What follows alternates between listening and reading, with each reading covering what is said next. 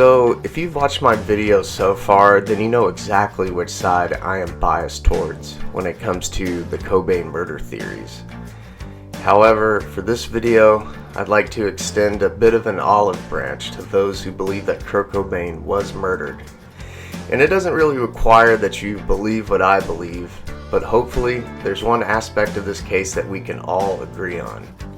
Namely, the hours and hours of audio tapes that Tom Grant has not released yet. On Grant's website, there are 31 short audio clips of the conversations between himself, Courtney Love, and some with Rosemary Carroll, which totals at around 15 minutes of audio out of hours and hours of tapes.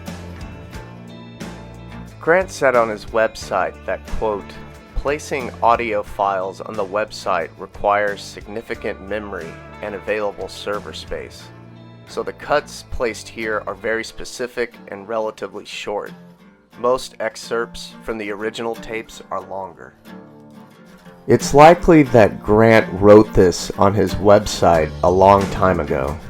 Surely by 2023, there is more than ample server space to post the entire recordings, if not on his own website, but on his YouTube page for starters.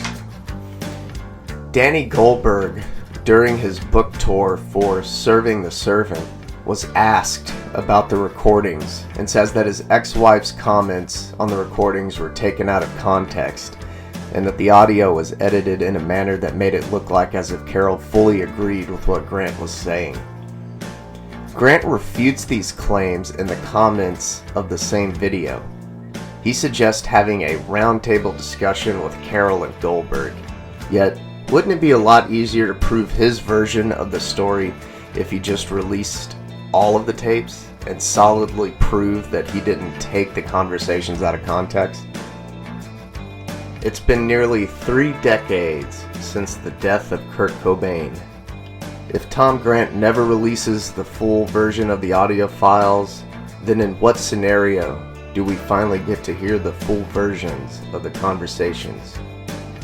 If Grant passes away before he releases the entire recordings, then will we ever get to hear the full versions? Why is Tom Grant willing to release only snippets of audio?